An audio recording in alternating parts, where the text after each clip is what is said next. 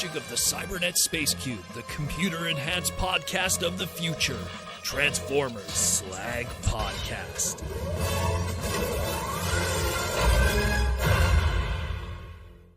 What's up, everybody? How we all doing this Saturday night? It's the Transformers Slag Podcast Saturday night live stream main event. I'm your host, Proto Man. This is the face that runs this crazy place. We're going to talk about Transformers this Saturday night. I'm a little tired. I had a long day today, a 2-hour drive. It's a long story. A lot of toy hunting, let's put it this way. Unfortunately, nothing Transformer related, though, behind all that toy hunting. A lot of other stuff, though. A lot of other cool stuff I got. Unfortunately, I didn't bring it down here. It's all being processed upstairs. But let's talk Transformers. We have a interesting week of stuff to talk about. A little bit of everything when you really think about it. Some legacy, some masterpiece, some studio series. So every little thing kind of was covered. Even exclusives and where they're showing up. We got a lot to talk about. So it's nice to see we have some of our green YouTube members here and some of our Patreon people. How you all doing, guys? And of course, if you want to ask a question, have something said tonight, again, just super chat a question and I will read it out and answer you. So if you want to participate, again, that super chat down below. So let's jump into it, shall we? We got a lot to talk about. And actually, one of those things that we're going to talk about that I forgot to mention is rescue bots, or more specifically, what is rescue bots today? So this is our very first, in theory, rescue bots figure, rescue bots-esque kind of figure, that is a Decepticon. We've had bad guy characters before in the rescue bots line. We had the Morbots, which were kind of these, Earth-created, human-created, Cybertronian-esque transforming robots. We had Dr. Morocco, his human figure, that had a toy in rescue bots. And I mean, technically, we had a Predaking in the Dinobot Adventures line of rescue bots, or whatever you want to call this Play School line. And that had an Autobot logo sculpted on it because it was based on a Heatwave mold. So is that the Decepticon Predaking? Is it a reformed Autobot Predaking? We don't know. There's no lore to that. But we have something that's pretty cut and dry here. So the Transformers Classic Heroes Team Collection, which is the current Rescue Bots flavor Play School kind of line that exists in that aisle, debuted in 2022. It had a few repaints and a few brand new sculpts. Probably the most interesting of the bunch, which I have still yet to find in retail yet. I'm trying to hunt down. There's a fantastic Optimus Primal that we talked about here on the podcast. But here's another edition, and this one's quite historic because it is the first time we get a Decepticon. And which Decepticon? Well, it's your Megatron. So we have a Megatron, we have a Decepticon, 100% baddie, first time in the line. And what's interesting is the choice of alt mode, because it's for kids, it's for that ages 3 and under, so they don't want to go with a tank, they don't want to go with a gun, so they went with something that's kind of infuses that, and it's a drill tank. And even the bio that's at the top there says Megatron is planning to dig up some trouble. So I like what they're doing there. It also kind of ties into Megatron during his IDW origins, how he kind of was a digger. So it kind of adds to that too, that he was a miner and stuff. So there's a lot going on here. I like that it uses a little bit of that G1 flavor, but kind of mixes in a little bit of the reds that we're seeing in, let's say, the animated design. There's a lot of a little everything going off there. Even the drill weapon kind of has that purple kind of translucent look that was found in a lot of the Transformer Prime toys. So a lot of cool stuff going on here. What's up, Aaron? So, I mean, I dig it. I dig it. Again, if you're not someone who's into rescue bots or any of those preschool kind of stuff, I mean, I totally get it. It's not your bag. But if you are into that line, I mean, this is a historic one here. First Decepticon. That line's been around for a while. Like, I mean, that line started almost 10 years ago. 10 years and not a Decepticon toy. So it's bound to happen sooner or later. Bound to happen. Next up, let's talk about some exclusives that we now have a little bit of an update of what it's supposed to be. So, Minerva, for the longest time, through different kinds of listings and information that we got from, third parties, they were stating that this was going to be a Walgreens exclusive. And it might still be a Walgreens exclusive. We don't know yet. But it's something that this weekend that just passed, a Walmart in Colorado had an entire case of these, and it is Minerva. And you can even see with the case assortment code and everything, it's a full case of Minerva found at a Walmart. So, is she a Walmart exclusive for Legacy? Is she a Walgreens exclusive? Is it a shared exclusive? We don't know. Who knows? Maybe she's not an exclusive at all, and anyone and any retailer could get a case of this product. So we don't really know the story yet. The people who reported this originally, like JT Prime 17, have not updated us on it. So we don't know what's happening with that. But again, it's kind of good news because, again, this was a character that every figural, release of her has always been an expensive, pricey kind of item. And when we found out initially that it was going to be a Walgreens exclusive, that was a bit of a fear for a lot of collectors because Walgreens exclusives are sometimes hit or miss, sometimes very tough to get. The Walgreens exclusive Siege Ratchet goes for insane money today. So it just gives you an idea of the secondary market on some of these guys and what they go for. And Minerva, who had a history of always being a triple digit or more figure, depending regardless of which incarnation. Kotobukiya, $95 or more. The original G1, 2000 or more. The BotCon exclusive, $400 or more. Yeah, maybe the SCF PVCs. Yeah, you might save some money there or something. But in general, it's not looking good when it comes to collecting that character. Even the bootleg goes for decent money. So hopefully this is something that'll have a mass retail. Maybe it's Walmart and Walgreens only. We don't know, but it'll give people an opportunity to get their hands on this character and have it for their display because she's a tough one. Important character, very important. Technically, was the first ever female character to get a toy. Up to that point, RC had not gotten a toy, neither had Nightbird, neither had a whole bunch of others like Alita and stuff. Minerva was the first. So she's a very important character in Transformers history. And to finally get a figure of her that isn't going to make you have to take out a mortgage, uh, that's a cool one, you know? That's a cool one. Next up, let's talk about some Transformer Legacy Wave 3 alternate modes that we finally got to see. So we got these Takara Japanese distributor images. These are images that are sent out to different Japanese retailers to let them know, hey, pre-orders are going to be happening soon for this product. Are you interested? Here is some distributor images, and so on and so forth. What's interesting and important about these images is this is the first time we get to see the alt modes of these two characters as well as the target master for one of these guys. Let's talk about it. So on the left, we got Blanker, aka Point Blank, and we finally get to see his alt mode and his target master. Now, see, I kind of should have expected this with in the case of the target master. Let me just pull up the original here. Now, the target master Peacemaker that comes with him, uh, it kind of sticks to that old Generation 1 kind of budget. That's it. Just, two pieces of plastic from two different mold sprues, molded in this case a gunmetal black almost, and a red one paint deco hit on the face, and you're off to the races with a rivet in the middle there. That was literally it. And we're kind of reverting back to that. And again, I think it has to do with the fact that it is a pack in with a deluxe class transformer. The budget really isn't there to do much else outside of that. And, it's kind of unfortunate, but it is a reality where I know people were kind of disappointed with how it looks, that Target Master, considering what we got with the Battle Masters and modern Target Masters, but those did have their own price point. They had their own budget. They had between 7 and 8 pieces, 3 or 4 deco hits on them. So it was and on top of all that, how can I forget? They also came with blast accessories.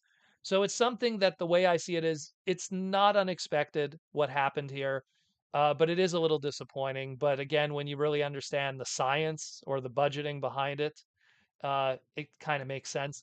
I'm just kind of disappointed overall just because I really like that character. And even the alt mode here, it looks like there's not a lot of deco on it.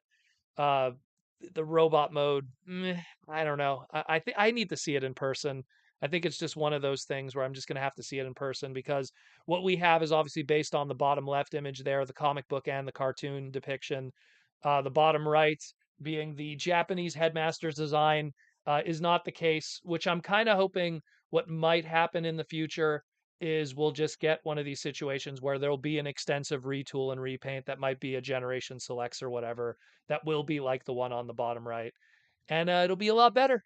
And if you want a better Peacemaker, his little Target Master, unfortunately you got to pick up the I think it's LG66 Twin Twist and Peacemaker 2 pack from Takara Legends line, which is pretty pricey though, unfortunately. But that's probably the best Peacemaker figure you could get, and it'll probably still work with this tooling and mold on top of it. So but pretty cool otherwise.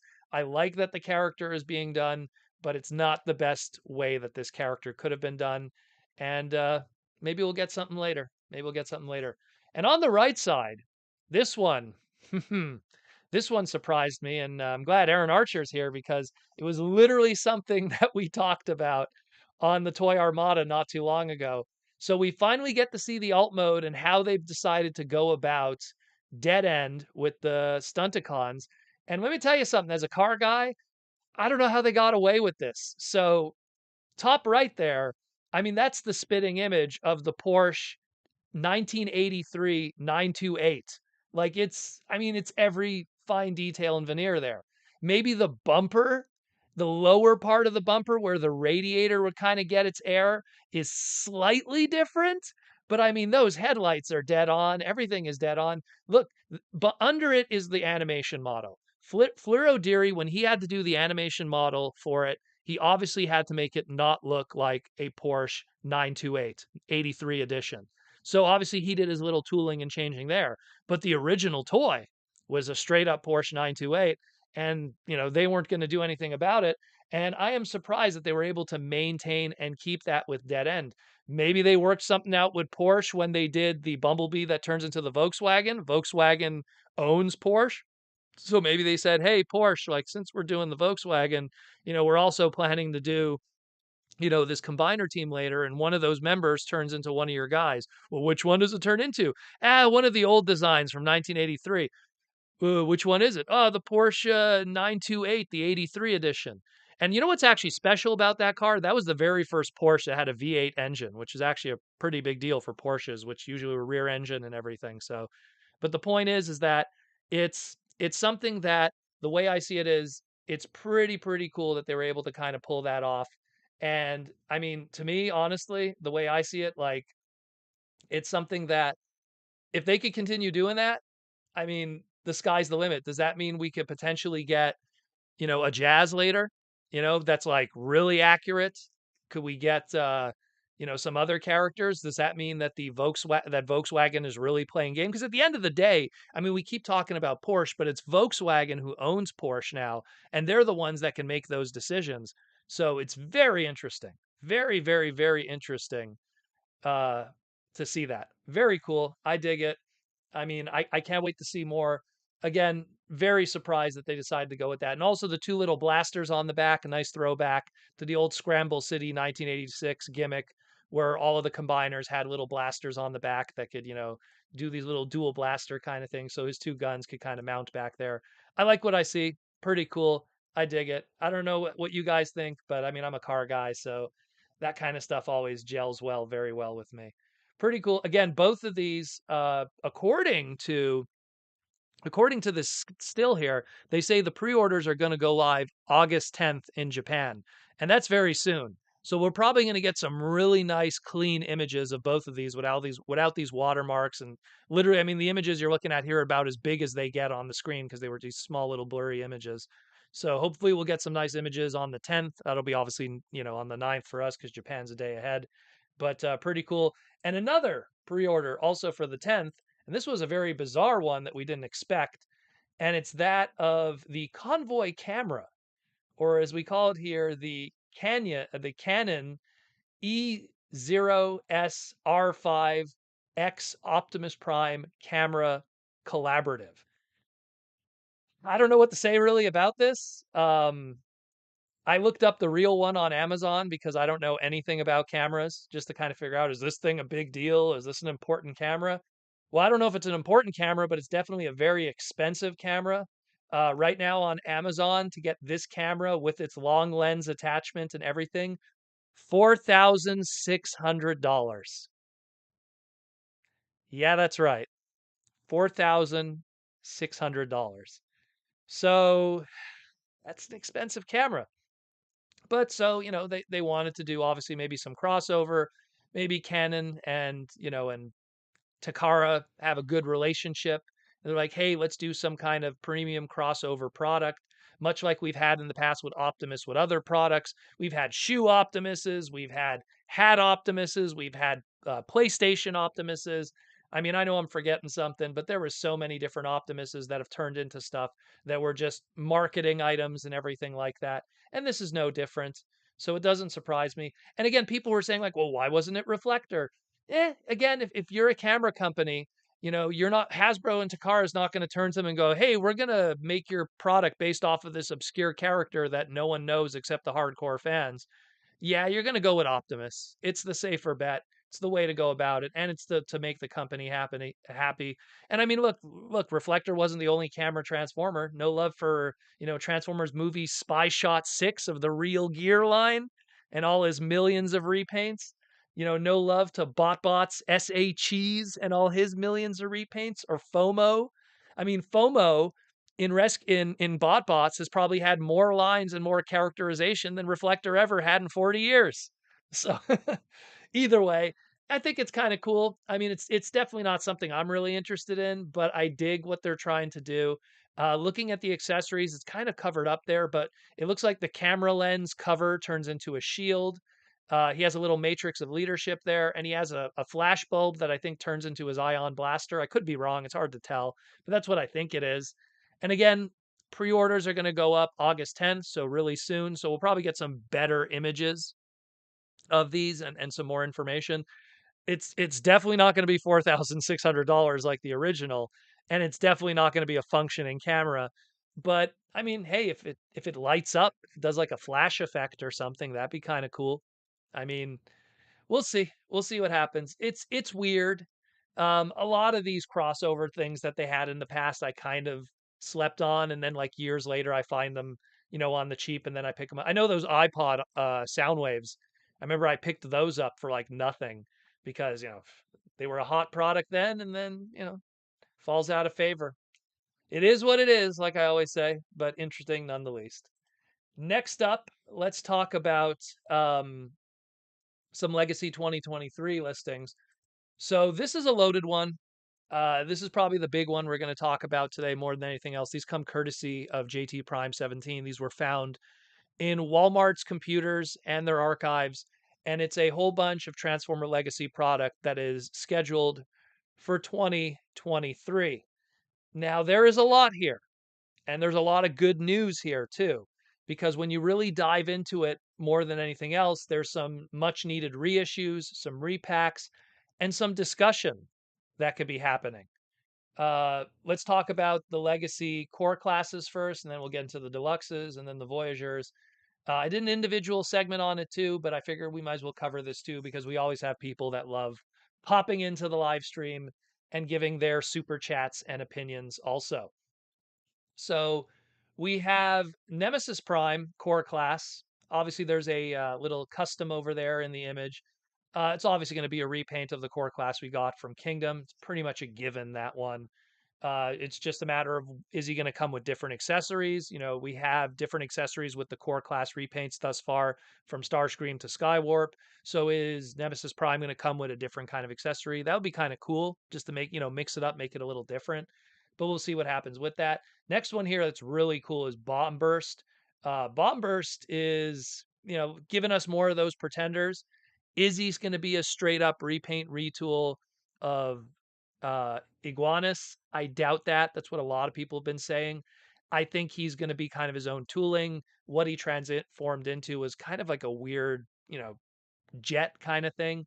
And to show you on the right there, there's Bomb Burst's Pretender Shell and Bomb Burst's Robot Mode of the inner Pretender robot. I probably should have showed also the alt mode, but I mean, those Pretender alt modes, they fold in half, and that's half the story. Just picture that robot mode's legs above his head, and that's pretty much half of the story right there. There's going to be some kind of fusion of the two. We'll see what happens with that, but pretty cool. Because it says here he's the core Energon Monster repack refresh, we're probably going to be getting him sooner. He won't be in 2023 only. He'll probably be in Wave 3 of the core classes, and we might learn more about that with the Hasbro PulseCon and all of that stuff. Again, Hasbro PulseCon is going to be coming much later.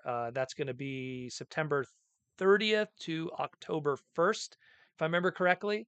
So just keep that in mind. Um, but yeah, you know, whatever. It's cool. Again, Starscream also getting a package refresh. So we're getting a reissue of Starscream. Again, it's a Starscream. It's a core class. Fill out that core class. People who didn't pick it up during Kingdom could get a second opportunity. There's always people coming into the fandom for the first time, and if they could get an opportunity to pick it up, sure, why not? And a slew of core class Dinobots: Grimlock, Snarl, Swoop. Those are pretty cool. I'm really curious how they do Grimlock. I wonder if they're going to do it like his old Pretender. Back in the day, he had an old Pretender. Uh, I think they were called the Classic Pretenders. And Grimlock just had a very simplistic transformation little figure.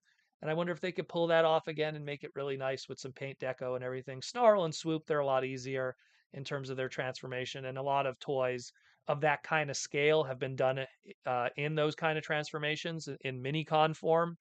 I know that there's a few mini cons that kind of had similar transformations to Snarl and Swoop, so I could see it being done in a core class that has even more budget. And then we got Scar, core class Scar. Now at the bottom of the image here, we have Scar, the Power Master Godmaster, which made the chest piece for Double Dealer, AK Double Clouder in Master Force.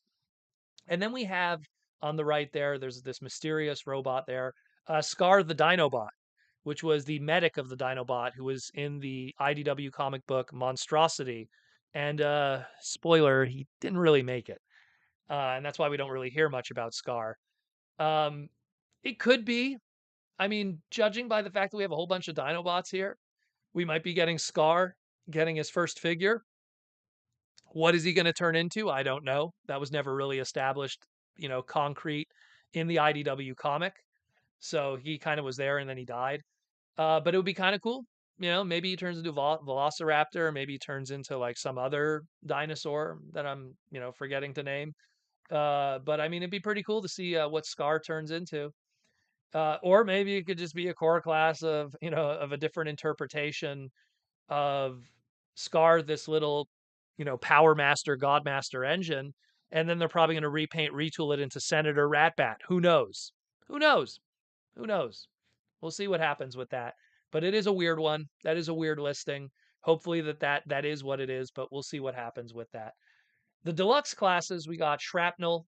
Again, this is kind of to be expected. We already have Kickback. Kickback has already been retooled into Ransack. So we're just kind of moving through the motions of our, Insecticons going into the deluxe price point after many years of the legend scale for the Insecticons.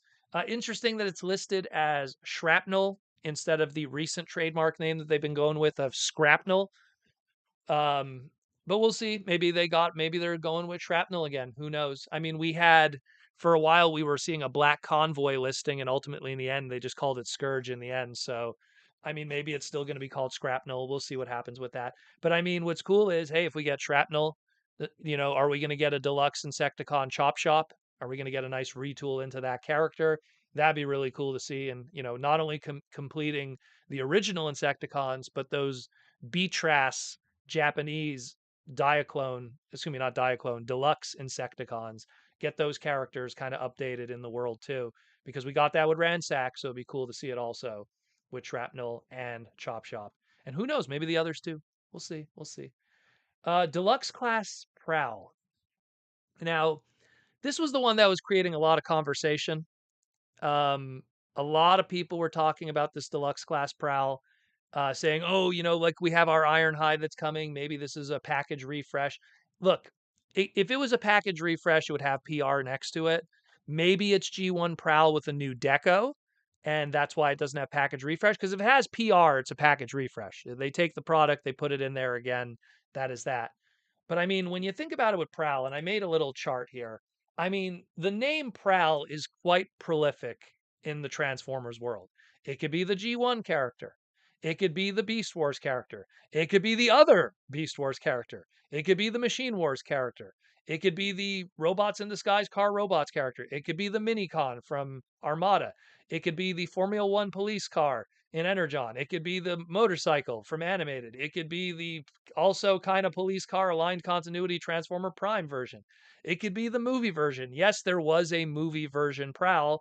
It was a flip changer. It was Age of Extinction. It is the only movie Prowl toy that exists, but it could be that one. It could be the Battle Master one, which was that Rock'em Sock'em Robot Prowl. It could be the Go Go GoBots Prowl bots on the bottom right there. It could be anything. It could literally be anything. They could, or it could probably just be Prowl G1, but it could be something. That's the way I kind of see it. It could kind of be something, but I mean, for a lot of people, they're probably hoping that it's a Generation One Prowl, and they could get an opportunity to pick up that specific Netflix, Amazon exclusive 2-pack that came with Ironhide. So that would be at least a good kind of financial thing for fans who weren't able to get that. It could be, any other version of Prowl, maybe animated. Maybe we'll see what happens with that. Although, me personally, I mean, the way they've been doing the Transformer Prime designs with Legacy, I'm really, what would be an animated Prowl in that aesthetic? It'd be very interesting to see. Would it be just a retool repaint of RC? Would it be something done from the ground up? Hard to say. Hard to say. Very, very hard to say. Then we have Crosscut, Deluxe Crosscut. That's obviously going to be a repaint, retool of that Skids mold. Uh, Chances are, I mean, I think they're going to take that Velocitron Burnout mold from Skids with the new head sculpt and probably just do a straight up repaint of that and call it a day. Be a lot easier that way in a lot of ways than doing a brand new sculpt completely. They already have a brand new face sculpt there. Um, Bumblebot, Mr. Bumblebot with the super chat here says Ben said wave 3 reveals will be on August 16th or the 19th, not September. Alrighty then. Hopefully we'll get Transformer Tuesday, Fan First Friday, or whatever. That'll show us some stuff. That'll be pretty cool. I hope that happens. I hope. We'll see. Because, you know, again, August 10th, I'm just looking here with Japan, is when we're going to be getting a lot of pre order listings that are going to be showing up. So we might even see that stuff beforehand. We'll see. Maybe at least the core classes we'll see, because that's the stuff that we've seen zero of. And Japan doesn't really get a lot of the core classes imported. So we'll see what happens. But thank you for the $2 super chat, Mr. Bumblebot.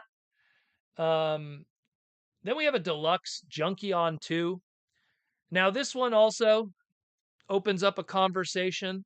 Is it just a retool repaint of the RC mold, another motorcycle?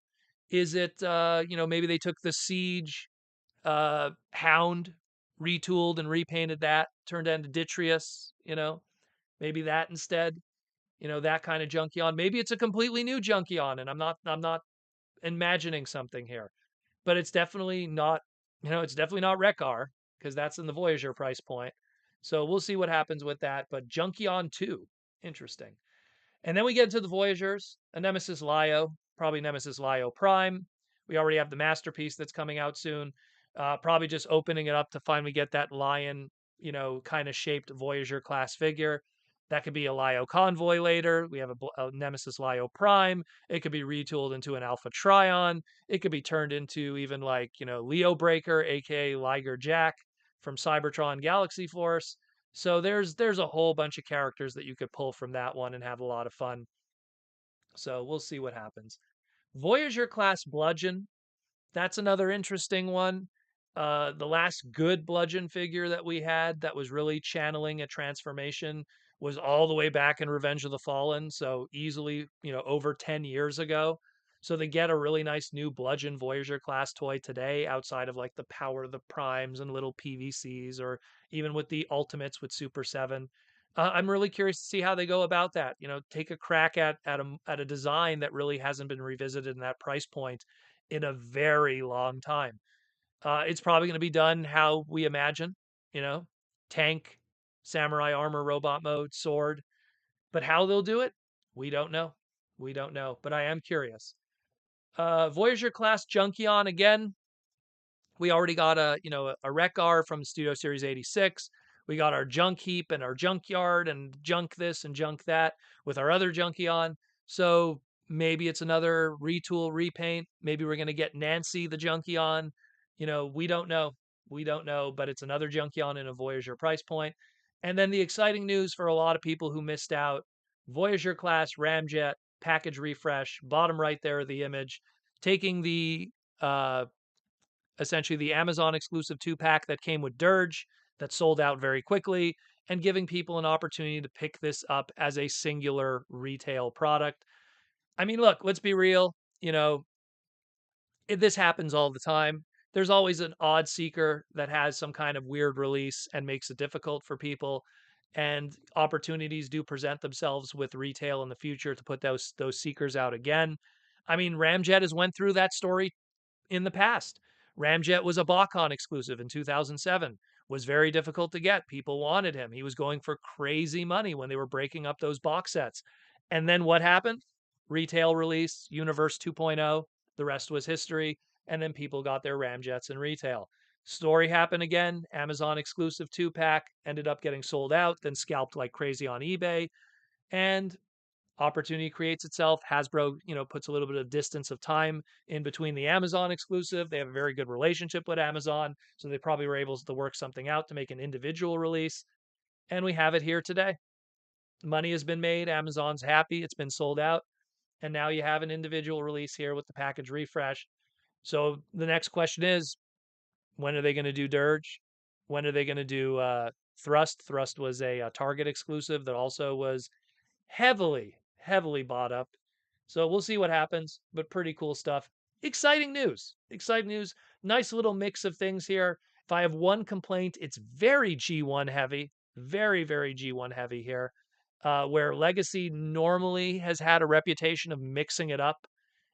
This is very, unless those Dinobots are like, I mean, unless the Dinobots are maybe they're the animated Dinobots. Now that I look at it, Grimlock was in animated, Slug or Slag was called Snarl in animated, and Swoop was called Swoop. Maybe those are the animated Dinobots in core class. Maybe that Prowl is animated Prowl. Maybe Crosscut is done in animated style or something. But otherwise, if you really look at it at face value, this is very Generation One. Very, very Generation 1. So hopefully maybe there's a little bit more to this in the future. Next up, let's talk about some masterpiece news. So I have a extensive interview that was translated from the Generations Guidebook, and it's quite an extensive interview. It's about a 20-minute segment on the podcast. I recorded it 2 days ago. It was with Kojin Ono, and just talking about the creation of Raiden, talking about the history of the train bots, and of course, him working on the Masterpiece train bots in the MPG line. But the big news to take away from it is there's also going to be a brand new female character added as a standalone release called Dr. Yellow. And so I just wanted to just show you guys Dr. Yellow, the new female masterpiece that will be coming at some point. We don't know when. It's a collaboration with Yuki Yoshima, Mr. Kissplay himself. He worked on the manga introducing Dr. Yellow. And on the bottom there is the original second release with Dr. Yellow, a brand new fembot. Pretty cool. Pretty cool. Just want to just point that out there. There's something I posted on my Twitter and people were kind of confused about it. They're like, what's going on with this? What's this character? So just kind of wanted to flesh that out more. Again, go go check out the segment itself. I got a little parched there. Good old water.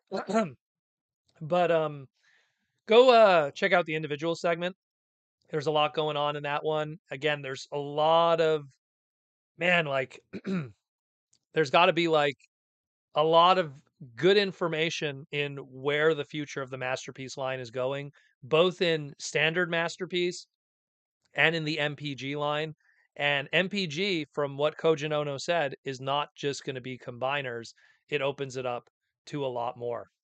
But pretty cool. I dig it. And I'm gonna definitely pick her up. She looks awesome. And let's talk about some other awesome stuff, some mini stuff. Let's talk about micro machines. So Jazzware put up on Amazon, and you can pick this up right now on Amazon. I'm not affiliated by Amazon, but you can pick this up right now on Amazon for $19.99. The Optimus Prime Hauler playset, which is this cool little Micro Machines playset that opens up into this nice little Autobot HQ, and it comes with an exclusive Autobot Tracks. Why do I call them Micromasters? Micro Machine, and this is awesome.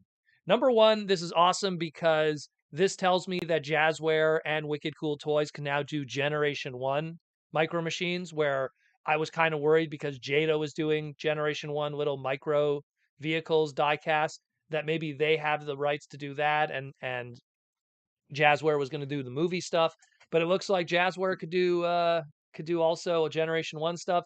This is fantastic news. You could pick it up again right now on Amazon. And there's a lot of cool stuff going on here. It's got like this entrance ramp, escape ramp, Cybertronian body scanner, hideaway, flipping, parking, red reveal, graphic window, all kinds of cool little gimmicks on it. I mean, I love Micro Machines. I have a huge nostalgic childhood with Micro Machines. I know this is going to sound like it's going to be like like it's so cliche, but my uncle worked for the distributors of Galoob in Montreal, and so I got so many Micro Machines as a kid as a result of that, because they would send them so many samples. And man, like I love Micro Machines, and to get Generation 1 Micro Machines that turn into play sets, sign me up. Sign me up. I am so stoked. So happy about that. Give me like 4 packs, give me play sets, give me all of that. What's up, Larry? Give me all of that stuff. Great stuff. Now let's talk about Ironhide. So, cat's out of the bag. Ironhide's been stolen. What else is new? But at least we could have the conversation of, you know, more than anything else, the conversation is number one, never rush to buy product. Always wait. There's always an opportunity. And this is a great Ironhide figure from what I see. You know, judging by the tooling, it's a Voyager class, and this reminds us now that, Voyagers are not necessarily about size, but engineering and tooling. I mean, let's talk about this guy right here. This is a deluxe class at the end of the day in terms of size, if you wanted to talk about that. But a deluxe class wouldn't have opening and closing hands. A deluxe class would not have that noggin opening up and having the tooling for the clear plastic to do that. Maybe even some of the paint deco, the budget would be less on this, and the way that they have the parts to kind of fold down everything. And it's kind of the same thing when we're talking with Ironhide here. The budget is in the tooling. The budget is in being able to pull all of that off, and the extra pieces, the translucent plastic. And you could see it from, especially from the bottom image, you could see what is translucent plastic and what is the molded and red plastic. And the translucent plastic obviously has to be painted in order to keep that synergy with the red, even if it is noticeable. But I mean, I still think it looks great. I mean, the fact that we have something that is able to kind of pull off even what the original masterpiece was not able to do, I mean, that's really cool. Yeah, it sucks that it's a Voyager price point and it's going to be more expensive. But when you're going to mess with the tooling and stuff, it's going to kind of make sense on what's going on there. You could already see, you know, the little peg points, which are probably going to be used for light bars for Ratchet in the future, which is great too, because Ratchet was also a figure that was done through Amazon and was very difficult to get. And as a result, because he was very difficult to get, he became really expensive in the secondary market, and people didn't want to have to pay that. So we're probably going to, at some point, see a Ratchet done in Studio Series 86, or that mold, this mold here of Ironhide as Ratchet at some point in some other shape or form. But I think it looks great. I like that the details are there. You could see the Fluoro Deary animation model design and how they were able to match the two different colors of gray, the shoulder grays that are different from the lower legs and the crotch area grays, the diamond shape on the crotch area that was part of the animation model, even the way the ventilation worked at the bottom of the hood and everything. There's a lot of cool little fine details there that were able to be transferred over to a Voyager price point that probably was not able to be done if it was a deluxe price point. And that's just kind of the reality of it. When you have these classes, these deluxe classes, they really are price points. They really are budget limitations of what could be tooled, what could be done, how much paint could be there, how many parts could be used, even from an assembly, So I dig it. I think it looks great. And it's a great opportunity again for people who have missed out on Ironhide. Again, that Ironhide, the third one there on the right, you know, up until 2, 3 weeks ago, that Ironhide figure was going for $150 on its own. Just that Ironhide. Go on eBay, type Earthrise Ironhide, click sold listings. It was crazy what he was going for. I guarantee after today, that's not going to be the case anymore. So this is great. And he scales well. He looks good. I think it's fantastic. So we could definitely do with more stuff like that. And the way that I see it more than anything else is it creates an opportunity. You know what I mean? It creates an opportunity for people that they're able to get these characters and not have to break the bank. I mean, it's sad that people were paying for that deluxe price point. They were paying what was the value of the masterpiece on the right there. And no one should have to pay for a deluxe retail figure what is the value of a masterpiece figure of the same character. So that's great stuff. Keep it up, Hasbro. Like, give people those opportunities. But again, this is also a warning to other people. Be patient. Just because a figure comes out and you think that, oh my God, this is the pinnacle, I got to get it, and then you bust the bank on it, you're paying 3, 4 times the value. Just wait, guys. These are trademarks that got to get refreshed, and these are key characters. I could understand if it was like, I don't know, DevCon, you know, or Botanica, someone that's going to get like one figure, and then they probably won't revisit that character for many years. But it's Ironhide. It's Ironhide. We're going to see plenty, like, even after this one is done with Studio Series 86, we're going to see more Ironhides in the future. This isn't the end of the story. Simon Furman always said it the best. It never ends. And that doesn't surprise me at all. And that's all I want to say about that. I do want to bring up one other thing with the Micro Optimus. I brought these over here. Um, these are actual micro machines. Okay, this was a micro machine from the 80s. Looks like somebody, eh? Who does that look like? So that's a pretty cool one. This is from Galoob. And then we got another micro machine from the 80s here. Nice red Volkswagen. So I have also upstairs, I have a Countach that's a red one. I have a yellow one too, but that doesn't really match with Sunstreaker. But I mean, I'm really looking forward to those micro machines, let me tell you. Another thing I also want to address too, and I want to go back to the legacy alt modes here. So I was talking with Mark Mayer because he saw my post about uh, the pretty much turning Blanker into Mister over here. This guy, Armada Blur. And I was talking with Mark, and Mark pretty much said, just to confirm, because my post went a little viral, and then it was like, don't want to put it out there too much. But Mark said too complicated. Not in the cards anytime soon. Just to not to be the bearer of bad news, but too complicated. So don't think that don't think that these two are going to be happening on a retooling nature anytime soon. You can see the silhouette; it's there, you know. And then even Incinerator, probably one of the best names for a minicon ever. Incinerator for a Formula One car. Actually, it's more of a funny car, but maybe he incinerates everyone with his speed. Who knows? But just want to put that out there too. And that's more or less it for the news. Otherwise, nothing new in terms of stuff that I got this week. Just non-Transformer stuff, really. We got a super chat from Tyler Sistrunk. Tyler wants to know, thank you, Tyler, for the super chat. When do you think Hasbro will stop Transformers production? Ha! When? Okay, when will Hasbro stop breathing? I know they won't anytime soon, but I'm curious on your opinion. Never. Transformers is their number one brand that they own. They make they make Marvel toys, they make Star Wars toys. They make Disney Princess. They don't own any of that. They own Transformers. So out of all the stuff that they own, with probably the exception of Magic the Gathering, that is their most powerful and important brand. They will never stop making Transformers. In the entire history of Transformers, oh, I actually didn't turn on the lights today here. In the entire history of Transformers, only in 1992 was it a bit of a quiet year for the Transformers brand, and Hasbro was still making stuff in the UK and Japan. So with Takara. So it'll never end. It'll never end. We will be long dead and gone, and Hasbro will be looking, at the latest version of Optimus Prime. We're not talking, some of their other brands that struggle, like, Visionaries and Rom the Space Knight and Gem. We're talking Transformers. That brand has so much power behind it. There's too much going on with it. There's too much bridging of it. There's the Play School line, the BotBots line, the movie stuff. It's far from ever going to end.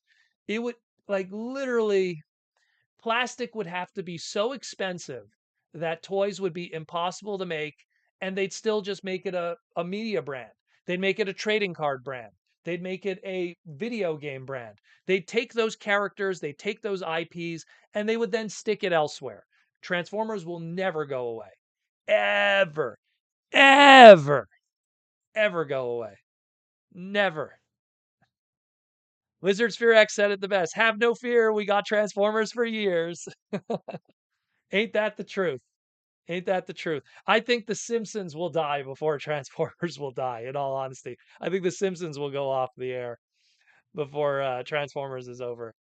Transformers came before The Simpsons, and they'll be around long after The Simpsons. Let's put it that way.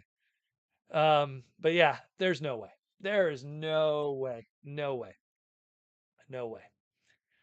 What was I gonna say? But yeah, didn't get much else this week. Again, most of the stuff that I got was just you know, card game related. I wanted to show these guys off. I started I bought these and then I became obsessed with them. The Super Mario Brother movie cards. I bought a whole bunch of these and I was just like, oh man, I want to get more of these. I'm a big trading card guy. Mario. So I was just like, oh, I got to get more of these. I actually tracked down a box of them that's on its way in the mail thanks to Louis.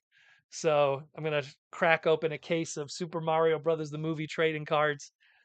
Uh, just a lot of weird stuff I got this week. More video game related stuff, little things here and there. Got this from Play Asia for my Nintendo Switch Metal Max. It's the special edition. That's probably going to be one of the future games I'm going to be playing on my Switch. That's about it, really. Not much else. No Transformer stuff. Unfortunately, that wasn't really a good Transformer week. I have seen no Velocitron in retail. I'm still trying to get. I want to get Override. Can't find Override. She is nowhere to be found. AKA my boy Nitro Convoy. Just not a lot of good stuff in retail right now. But yeah, maybe next week. I haven't been going every day, so it's kind of been crazy. There was a $2 super chat I missed. Did I? Oh no, I read that one. I read that one Bumblebot about Ben. I read it. I read that one already. Again, supposedly if we get it, that's cool. You know, supposedly if we get it. But just want to also cover. Just want to cover. Where is it here? We got to also cover our sponsors because they're important too, and they also help keep the podcast afloat in this way. We got to talk about Symbiote Studios with the plush pins and T-shirts.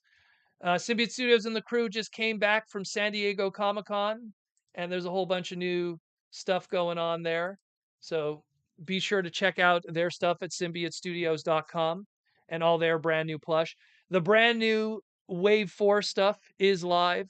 Be sure not to miss out on that because when it sells out, it is really tough to get afterwards. And stuff has been selling out like crazy. Stuff has been selling out. They had to do a second run of Starscream because of how well that Starscream sold. And I think the Grimlock sold out at one point too, but they got new stock of that one. But it's crazy. Joseph Ritter with the gold super chat here. Team meeting happening now. SDCC 2023 Gashapon machine or claw machine with exclusive TF or Catnip Bravo merch at the booth. Pick one with pros and cons. Well, Gashapon machines don't involve any skill. You just put in your 100 yen and you twist it and you get your little capsule and it's randomized. Claw machines involve skill, number one. So if there is something you do want, you could get it with a claw machine if you have the skill. But you also run the risk of if you don't have skill, you also could run out with getting nothing. You get something you don't want or you don't get anything at all. So gashapons are probably the better bet of the two, primarily because it's randomized. People will at least walk away with something and there's no feel bads. Where a claw machine, while it's fun and you have a little bit more control of what you could potentially get, you also run the potential of getting nothing. Unless it's one of those claw machines. And I've seen those in the past where it's one of those claw machines where you play until you win. So maybe if you have one of those claw machines where you play until you win, but then it also kind of defeats the purpose of the skill part. I don't know. That's just my take. I'm a big arcade rat, so I've been going to arcades my entire life. I love arcades, and claw machines were always a big part of that. There's actually a whole science to claw machines. The tension of the claw, using all the different angles of the machine if they have windows on both sides. There's a lot of tricks there with that. Old Carney stuff back in the day. But that's my take, Joseph. Hope that helps. I hope to be there at SDCC 2023. I'll come join you guys at the booth and we'll rock out. Hope so. Hope so. You'll fly me out there, right? I'll be your special guest. But yeah, thank you for the super chat. Detective Ferret with the super chat. I have a question for you, my friend. I was wondering if Legacy Dragon Megatron could be remolded into Blue Eyes White Dragon. Well, first of all, let me think now. The Yu-Gi-Oh toys. Gosh, who had the trademark for those? That was Konami. And Konami, I think, was doing it with Bandai of America at the time. I don't know who right now has the Yu-Gi-Oh toy license in America, anyhow. Because I know Funko obviously does stuff here and there, but that doesn't really count. Funko pays a license. But who has the master toy license for Yu-Gi-Oh now? If anyone knows that, I sure hope so. Because I mean that'd be cool. Blue Eyes White Dragon. Get 3 heads, Blue Eyes Ultimate Dragon. That'd be pretty cool. Um, a Transformer Yu-Gi-Oh. That'd be you know what? If that would be possible, if Takara on their side of things could work out something with Konami. I mean, actually, you know what? When you think about it, Takara has worked with Konami in the past.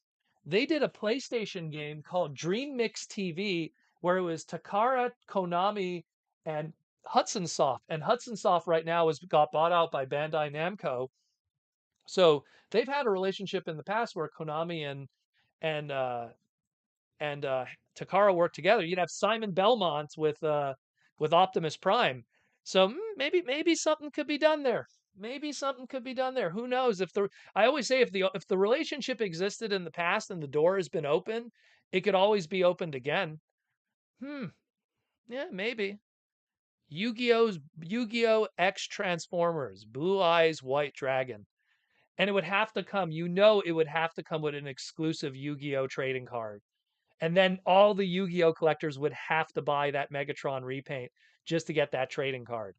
That actually, no, but you know what though? But then I'm thinking to myself, no, but Hasbro works with Magic the Gathering, and that's Wizards of the Coast, and they wouldn't want to mix the Wizards of the Coast with the Yu-Gi-Oh! Ooh, no, that wouldn't work then. Oh, there's trouble there. There's the wall that you're gonna hit. There's the wall that you're gonna hit, and that's the Wizards of the Coast wall. Ooh, that's gonna be a tough one. That is going to be a tough one. That's a good question, though. That's a really good question, Detective Fair. That's a good question. Time will tell, but I don't know. Maybe Wizard of the Coast will cock block that. Thank you for the question, though. Tyler Sistrunk with the gold super chat of $10. Thank you again, Tyler. I have another good question. If they did Pretenders properly, how do you think they would do the shell? Well, unfortunately, the way that oh man, I wish you guys could see it. The Pretenders are all over there. I should have turned on the light there. But the way that Pretenders would do the shells today, it would have to be like a Voyager going into leader class price point, unfortunately, because you're talking like one piece of plastic, even if you do, let's say you do it old school style, keep it super simple. Two molds of plastic that are painted, two PVC molds for the arms. That's how it was originally. If they want to use POM, but then they can't paint it, so let's use PVC. You know, that's already simple. And then an inner robot that's going to be kept simple too. Like it would have to be a leader class, and then it would be shrunk down because of all the parts and pieces. Pretenders in the modern era, ugh, I mean, let me just, where's my little dude here? I always keep him nearby. Like, I hate to say it, but like, that's as good as we're going to get for now. I hate to say it. And I love these guys. Don't get me wrong. I feel like I was the only person who was trying to collect all of these. I bought, no joke, two of everybody. I have two of every single one of these because I love them so much. And I keep an extra of the Metal Hawk on my desk because I love Metal Hawk and I love those pretenders. But I don't know. That's a tough one. Look, third party guys, they tried to do pretender shells and it didn't work out for them. They did the Dino King ones and those didn't sell well. I mean, it's a tough one. I don't know. You know what? It's something where if they like, Kojin Ono mentioned, he wanted to do Pretender Metal Hawk, and everyone in Takara team shot him down. So it was like, ooh, well, that says something right there, you know. And unfortunately, these guys didn't sell well. If they didn't sell well at that price point, how are we going to do Deluxe, Voyager, Leader, Commander? Mm, I don't know. I don't know. That's a tough one, man. Trust me, I love Pretender shells because that comes from Master Force, and Master Force is one of my favorite Transformer series. But that's a tough one from like the economics, the price points, the success, the footprint of success in the past, where it's already done badly in the past at a small price point. So that's scary too. There's a lot there to kind of compound and make sense of that. You're sitting in a boardroom meeting, giving your pitch of why you should do it and you just go like, "Ooh, I don't know, man. I don't know." I hate to be the bearer of bad news, but trust me, I want it to happen too. I really do. But it's like, oof, I don't know. I do not know on that. But again, thank you for the gold super chat. That's a good one. Mike Morales, 1516 with the gold super chat. Thank you, Mark. Excuse me, did I say Mike? Mark Morales, 1516 for the gold super chat. Hey, Proto, glad to see that they made a new Voyager G1 Ironhide. I was lucky to obtain the Earthrise mold during the pre-orders, but the value made it hard to even touch it. Really? I can finally take a sigh of relief. Yeah, I have it too. You know what I mean? I have it also. So like I'm not happy because it gives me an opportunity. I got that Earthrise one during its pre-order. It's just more I'm happy that other people get that opportunity because when you look at what number one, the original MSRP in that two pack, if I remember correctly, what was it? It was like $60. It was like $59.99 or something. I think it was $59.99. So already it was expensive to begin with for some people. It was already pricey. And then you add the secondary market that really made it pricey. And you're just like, man, screw that, just wait for the opportunity, just wait for the opportunity. And so that's just it. The way I see it is this gives people an opportunity. It's much more affordable. And in my humble opinion, looks way better than that deluxe one. Looks way better, in my opinion. Let's pull it up again. I mean, like, and you can even see hiding in the bottom left corner there is the Botcon one and the old, the old universe one. Out of all the Ironhides we've gotten up to this point, and that includes the masterpiece, I think this one's the best looking of the bunch thus far. If we're talking animation accuracy for your shelf, this is the one that knocks it out of the park. So it's not even a bias because I didn't get the other ones. All of these here, except for that brand new one, all of these here I have. I have every single one of these, even the Bacon one. You know, I have all of these. So I'm just giving my honest opinion. I think it's amazing. And now, yeah, and now you can mess with that one. Better yet, bro, better yet, if you don't want it, sell it. Get your money, get paid. Sell that one. Maybe some people aren't wise yet. Sell it. If you get $100 for it, take that $100 and put it towards the new one. And then you can take the extra money and go buy yourself something else. Go buy yourself something nice. You know? That's the way I see it. Like it's so crazy, but at the same time, you know, Spring is Prime says Bandai, so it's Bandai for the Yu-Gi-Oh stuff. Okay, so I have to check because I have some old Yu-Gi-Oh stuff back in the day. I think I have. Oh no, it's in the other room because I was sorting some cards over here. I think I have some of the old ones here, but the creator of Yu-Gi-Oh died recently. But yeah, Mark, go for it, man. If you don't like it anymore, sell it, bro. Sell it. Get paid, man. Get your money, bro. Get your money. Get paid. Lizard Sphere X says maybe a Siege Shockwave. I guess I missed part of the conversation somewhere. Uh, let's see. Let's scroll back here. Make sure I didn't miss anything. Uh, I made them and a Titan returns little guys into Megazord. When COG came out, I guess you guys are having a different conversation. I bought all the Prime Masters too, and I don't have any doubles. JR Mina says he bought all the Prime Masters. JR, man, like I felt like I was the only guy in the world that liked these because I remember I forget which year it was. I think it was 2018, one of my anime conventions. One of our big toy stores in Montreal. They always have a booth there, and they were blowing out all the Prime Masters. I think he was asking like $3 each. He was just, and this is $3 Canadian, so it's like $1.50 American. Okay, maybe not, but you know what I mean. So like he was just trying to get rid of them because he couldn't sell them. Like full cases. He was just cracking them open. He's just like, just buy them. And that's why I just ended up with I bought an extra one of him, because I was like, sure, $3 and I could get a little desk buddy. Why not? Why not? Why not? Where are we at here? Tom Laney got new Titan class Metroplex. It's so next year sounds like maybe Armada is coming to Legacy and Tidal Wave makes sense as the next Titan class.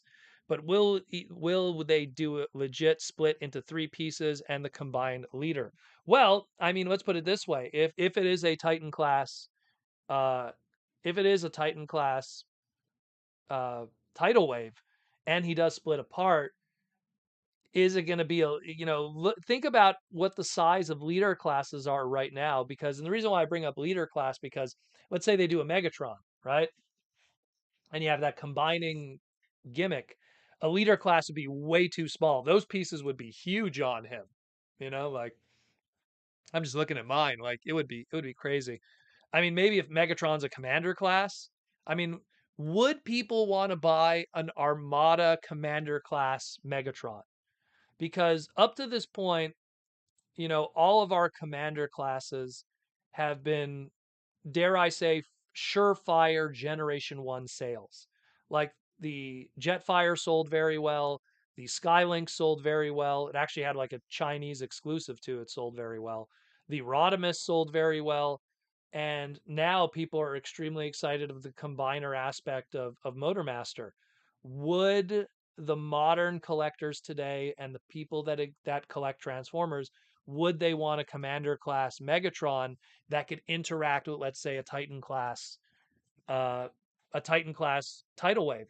And that then raises the question: would you want to have two Armada characters headlining whatever is our next legacy in 2023? Would you want that?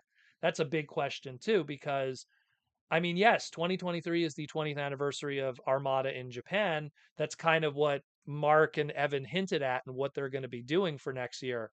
But how much of it would you want it to be Armada, and how much of it would you want it to be, mixed up a little bit?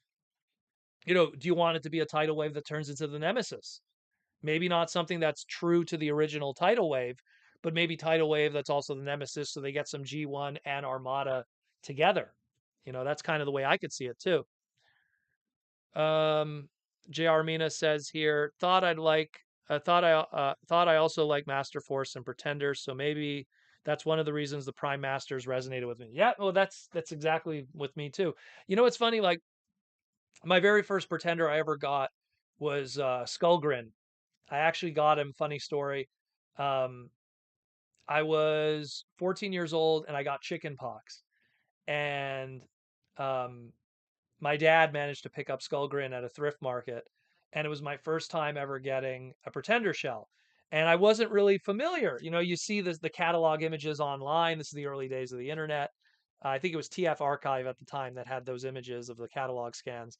And you know, in your mind, you can't picture how big. I always imagined the pretenders were small by the images, and I was so surprised how much larger they were. They were about 8 inches tall, and Skullgrin was really cool, and he was mostly complete. My Skullgrin, so I was just like, oh my god, these are so cool, and I wanted more of them. Then after that, I found Landmine, and then the rest of them, and then of course, you know, Metal Hawk and the crew and all of them over there. Oh god, you can barely see them, but anyways, you know, and then of course the early days of the internet, discovering Masterforce and watching those episodes and putting characters with those pretender shells, not just what the Marvel comics did, because the Marvel comics really kind of did it in a very light. They focused more on the classic pretenders, if anything, with Bumblebee and Grimlock and stuff, and Starscream. But you know, it was nice to kind of put like some deep characters with those pretender shells and having entire stories based around those characters. Now it's not just Landmine, it's Lander, and he's like this, you know, Cybertronian that loves dating human women, and he's, you know, a playboy and everything. A lot of cool, you know, like I like that you know, go deep into that and all those stories and characters. I like it. I like it a lot.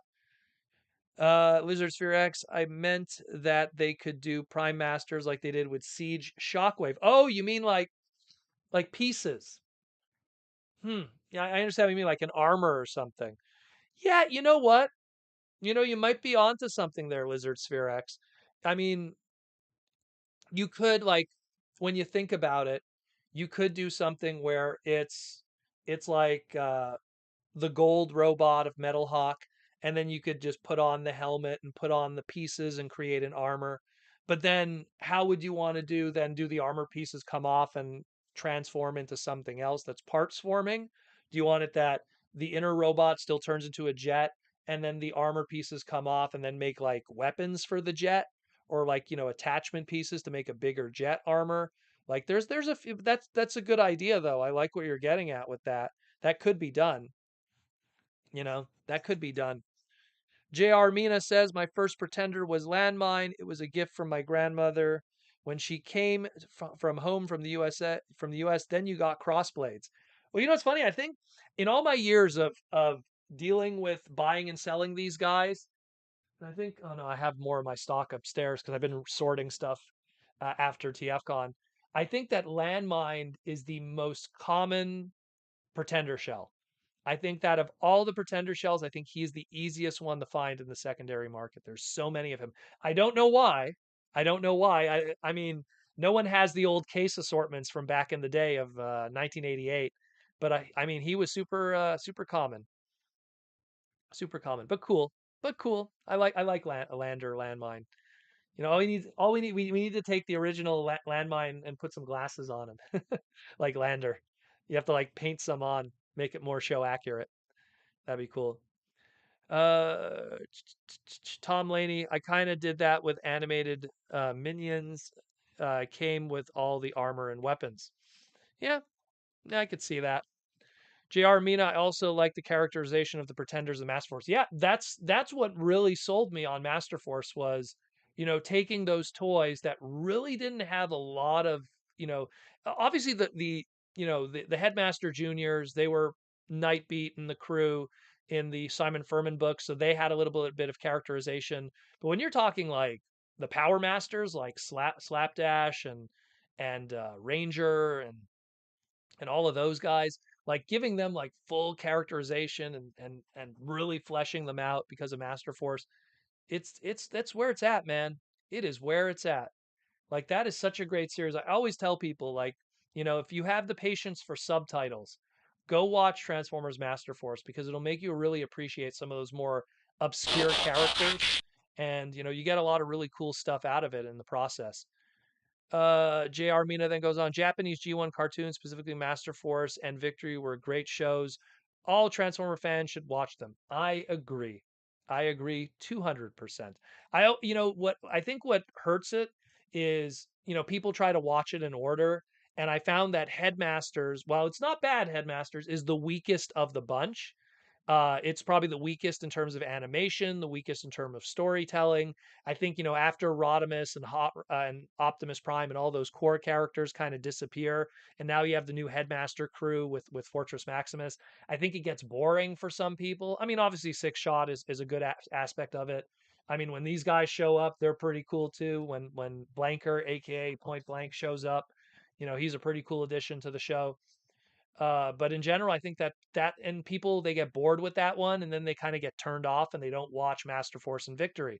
But Master Force and Victory is apples and oranges compared to Headmasters. It's a completely it's to me it's the beginning of the Japanese writing style, which is three bad guys that are dumb dudes that are monster related or animal related, and then a better elite team of bad guys show up, and then there's the halfway through the show there's the magic mushroom upgrade of some kind of combiner that all started with Master Force. It continued into Victory, and then we saw it with Robots in Disguise, we saw it with Armada, we saw it with Energon and Cybertron. It continues that legacy and that kind of writing style. Aiden Tolbert with the super chat for $2. How you doing, Aiden? Alden, excuse me, Alden Tolbert. We need Sideways for Legacy 2024. I would love a new Sideways figure. I think Sideways is a really, like, specifically Armada Sideways. I think Armada Sideways is a really cool design that unfortunately, like, looked great on the screen, but because of what was the limitations and how they wanted to do Armada toys back then, he was so much more bulkier than his ninja kind of depiction in the show. I mean, he even has like a PVC figure where he's like posed like a JoJo character, and it would be cool to get a much more kind of sleek kind of sideways design based on that old Armada design. And if they could somehow slip in, having a headmaster gimmick, I mean, that'd be so cool. Having the two little, you know what? Sideways, Armada Sideways, Voyager class. That way you have the budget for it. And do it in 2023. How about that? You listening, Mark? Do it in 2023. Obviously, it's too late now. The lead time is already done, but that's what I would like to see. That'd be really cool. JR Mina says, agree, Headmasters was the weakest. I fell asleep. Oh, there you go. When I tried to watch it, haha. But Master Force and Victory, I think I rewatched a couple of times. Man, especially Victory. Victory is like, Victory is a little bloody. Victory is, they don't hold back with stuff. People die. It's pretty crazy stuff, Victory. And Master Force too. Master Force is awesome. That's my personal favorite of the three, but Victory is a close second place. You know. T Formers 2002 with the gold super chat. How you doing, T Formers 2002? It's a shame we never got a Diver Prime Master. Bro, tell me about it. I paid extra for the third. I pay extra. I paid extra for the third wave guys since they never showed up in my area. I'm loving these new Pretender homages. Yeah, that wave that was it was Bludgeon and Submarauder and Bomb Burst, right? Those were the third wave ones. I remember hearing how those were a lot more common in Canada because we still had Toys R Us, and Toys R Us had like plentiful of them, and that's how a lot of them are in the secondary market today because of Canada. And I heard how they were a lot more difficult because Target and Walmart in the States didn't pick them up because that was already like on its way out. And again, Wave 1 didn't sell well. Wave 2 didn't sell well. So how many of Wave 3 was, a Walmart toy manager were going to order if they were still stuck with Wave 1? So no, I totally get it. But yeah, that Diver one, that kills me that one never got released. And it sucks because it was going to be that like you take that mold, it was going to be used to make Grand Maximus's Pretender Shell Grand, and then they could have retooled it into Diver. I'm surprised. I'll be honest with you. Like this part here, this whole part here, like let me just eh, hold on a second. This whole part here is not really that unique. Like this body part. I'm surprised, and this is all on a hinge. Like look, you could take this off. Let me ask you, third party guys, 3D printing people, anyone who could do that, can nobody make 3D printed stuff so we could get some brand new Pretender shells. You know, you get a whole bunch of these. You could get like you could buy a whole bunch of cheaps of these and then gut them and then just have these little upgrade kits. Come on, someone must. And look how small and cheap it would be to manufacture this. It'd be more probably for the paint, if anything. Someone's got to make a third party, you know, Grand Maximus Pretender shell or Diver Pretender shell, or even some of the others. Give me Stranglehold, excuse me. That'd be really cool. That'd be really, really cool. But yeah, someone's got to do it. JR, thank you again for the super chat, T-Formers 2002. The gold super chats. The gold super chats. JR Mina thought was the best opening was Victory. Victory has a really good opening. The second visuals, obviously it's the same song, but the second visuals of Master Force are really good for the second opening. Even Zone has a good opening. I love the Japanese opening. Even Headmasters. Headmasters has an awesome opening. You know, love them all. Love them all. I'm a simp for Japanese intros because they always look so cool and they always have so much passion. You know, people love animated, but people love animated's Japanese opening even more. We got Clark. Oh, I guess that's how Clark is spelled like that. Clark Clint Gaming. I see what you're doing there. Clark Clint Gaming. Proto, correct me if I'm wrong, but why has Energon been the only part of the Unicron trilogy that has never been updated or revisited? Clark, let's take a look here. Well, if you don't count, doing throwbacks to Shattered Glass stuff that used Energon molds, let's take a look. Let's take a look, Clark. Yeah, you're right. A lot of those characters didn't really get updates. Alpha Q didn't get an update. SharkCon didn't get an update. Here, we could all look together, shall we? There's the Energon display. Yeah, Clark, you're right. You are right, my friend. None of those guys really got an update unless you're talking third party, but we don't. Yeah, it's true. Well, maybe that'll be the time for Legacy. You know, get some Super Link throwbacks. Maybe some of those Omnicons. I mean, you know what? When you think about it, you want to talk about the ultimate Energon throwback? RC started as a motorcycle in Energon, and then she became a motorcycle from that point on. So maybe every motorcycle RC we have is just an Energon throwback. Maybe when you really think about it like that. But you are right. Like the Scorponok really didn't get like we got a Scorponok mold. It didn't get an Energon repaint. Mind you, that would have been expensive for a Titan class. We didn't get like a Starscream weird one or Shockwave done as Laser Wave, aka Shock Blast. You are right. You are right. Well, maybe it's due. Maybe we're gonna get a HasLab Unicron black repaint. Maybe not, but you know. Thank you for the super chat. Lizard Sphere X Beast Wars' Japanese intro was funkin'. Oh my god, the Japanese intro of Beast Wars. It's like pimp music. It's like coming in and no power. Watashi no Beast Wars Tauzeiran Toran Sufoma. Whoa, whoa, Watoshi wa no stop it. Whoa, whoa. It's crazy. JR Mina, TF Animated's Japanese intro was badass. Yes, it is. It's very good. I still stand by Car Robots. My favorite Japanese Transformers intro of all time will always be Hono no Overdrive from Car Robots. But animated one's pretty good too. Animated one is pretty good too. We got a super chat from, help me to say this one, Aunt de Ken Sera Nude Konnichiwa. I apologize about that. And he's given me 50 MXs. I have no idea what that is, but I am happy to take 50 MXs because maybe it stands for Mega Man X, and I'm fine with that. Where's my legacy Tigerhawk? I want to recreate the other victory scene with my future 20 legacy Dragon Megatrons. Yeah, Tigerhawk would be nice to get an update. He's one of those toys today that goes for pretty decent money because he hasn't had an update. And he was a late wave Beast Wars toy, so not a lot of them in the secondary market. In my opinion, in all my years of reselling Beast Wars toys, I think I've seen 3 Tiger Hawks, maybe at most, and none of them were complete. They always lose the feather weapons, you know. But yeah, Tiger Hawk for sure. Tiger Hawk would be really cool to get. He would be really, really cool to get. You know.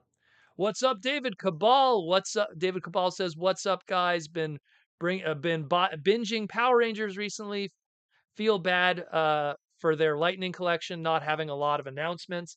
It's funny. I actually saw a whole bunch of Lightning collection on clearance recently for $20 Canadian, which is about a 16 American. A bunch of the Lightning collection that was on clearance at Toys R Us. What's up, David? We got a gold super chat again from Andres Lugo. We're $20. Thank you, Andres. He says, "Do you think we are done getting official Beast Wars masterpieces? Takara Tomy seems to have abandoned them because they want to do new things with the MP line, and fair enough. But in your opinion, do you see them getting any more?" Yes, they will. Here's the thing. So the guy who designed all the Beast Wars masterpieces, which by the way, I love the Beast Wars masterpiece, that's Yuki Ashima. Okay. There's different designers at Takara Tomy for the masterpiece line. So you have Kobayashi-san. He does like, the more realistic car kind of stuff. Then you have gosh, what was his name? Kojin Ono. He does like the MPG stuff right now. And then you have Yuki Ashima, who's doing all the Beast Wars stuff. And once in a while, he dips in with the female characters. Like Yuki Ashima did RC. He did a few others. And Yuki Ashima right now is, he's making sure that there's other characters getting done. And Yuki loves Beast Wars. He loves Beast Wars. So I'm pretty sure when they have those meetings, they're going like, "Hey, what should be the next Beast Wars MP if we do one? Bro, get ready for Rhinox at some point." I'm pretty sure we're going to get Rhinox. Maybe not Rat Trap. Rat Trap's a small one, but I could see a Rhinox happening at some point. Put some distance from the Kingdom one, and then we'll get a Rhinox. Or, put some distance from some of those villain characters, and maybe Scorponok, maybe Tarantulas, maybe Pterosaur, maybe Waspinator. I mean, look, in my opinion, Waspinator is more popular than Tigatron, but Tigatron had the tooling from Cheetor, and it was upscale tooling. I get that, and there was obviously some retooling there, but obviously the villain characters are going to be secondary to the hero characters in the Japanese market. So I could see Rhinox happening. Could be next year. And here's another big thing too that you have to understand that is very, very, very important. We have a Beast Wars flavored movie next year. Do you think Japan is going to sleep on that and let a Beast Wars movie happen and not do Beast Wars masterpiece product? Of course it's going to happen. Of course. We have a reissue Beast Wars line right now because we were supposed to have a Beast Wars movie this month. If the big V didn't happen, we'd already be talking about Rise of the Beast. It would have happened last month in July, you know? So trust me, there's going to be a Beast Wars push. There's going to be masterpieces. It's going to happen. I'm confident in it. Yuki Ashima is one of the big wigs now of the masterpiece line. So if he has any kind of say at the dinner table at Takara Tomy on what's going to be next and what makes sense, I'm pretty sure he's going to go like, "Hey, how about that Rhino? How about that Rhino guy? Eh, eh. I know we did one in Kingdom, but I think we learned from Generations and Kingdom, and we could kind of have a happy marriage with the budget. I'm pretty sure. I'm pretty sure. But thank you for the $20 super chat, my friend. And trust me, with Beast Wars next year, if you are a Beast Wars fan, next year is going to be the year for you. Let me tell you, next year is going to be the year for you, for sure. Look, we got a Beast Wars Monopoly game coming. We got more reissues on the horizon. We got a whole bunch of Beast Wars characters in Legacy. We're going to get a whole bunch of Beast characters and movie lines from different price points and different, studio series and regular and gimmick lines. It is going to be a Beast Wars year in 2023. And it doesn't even make any sense because it's not like an anniversary year or anything, but it is going to be a year. Full show. JR Mean, oh, he's responding to David. JC Red Lion with the $2 super chat says, how about other MP Beast Wars reissues? Well, wasn't there, if I remember correctly, they want to do a Beast Wars reissue of Optimus Primal. I remember reading up on that one, but then of course they wanted to do that with the coincide with the movies and stuff. Now, look, in the past we've had reissues of masterpieces because of topical reasons. So to give an example, we had the original masterpiece Lambor, aka Sideswipe, and then years passed, and then we got Sunstreaker. And when they did the Sunstreaker, they reissued the Sideswipe just so those two could be together. So I'm pretty sure, look, the mold's already there. There's going to be an interest in him because he's going to be the main character. And that Optimus Primal sells like hotcakes. I think, what does it sell for now? Like $300 in the secondary market, the Masterpiece Optimus Primal. So if there is one guy you could do a reissue and he will do just fine in the in the market, it's an Optimus Primal. The Cheetor, yeah, Cheetor I could see being done. Black Arachnia, she's still out there. You could still get her cheap. Same thing with Tigatron. Dinobot, oof, Dinobot's a pricey one, unfortunately, I have to say. He's going to be definitely, even if there's a reissue, it's still going to hurt the bank for you. But Black Arachnia is not too costly right now in the secondary market. Black Shadow, there's tons of them out there. Although you have to be careful, Black Shadow has a little bit of QC issues due to his yellow plastic. I don't know what was going on with that. Everyone has problems with his shoulder for some reason.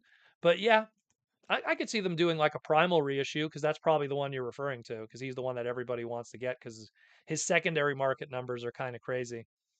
Um, or you could get that the anime accurate one. That one's pretty cool too. The or the Burning Optimus Primal, the clear one. That mold did well.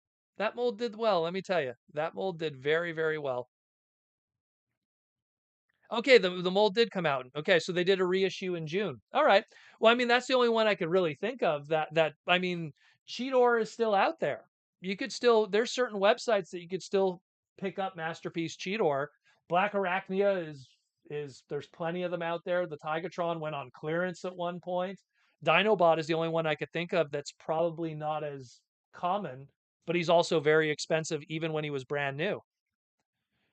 Lizard Sphere X with the $5 super chat. Just want to point out how much the new MCU MODOK design resembles Rat Trap's first robot face.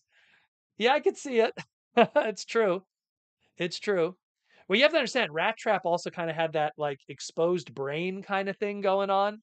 That was kind of like RoboCop inspired in a lot of ways. If you saw like how RoboCop looks without his helmet, you know, um, it's there's a lot of weird stuff there.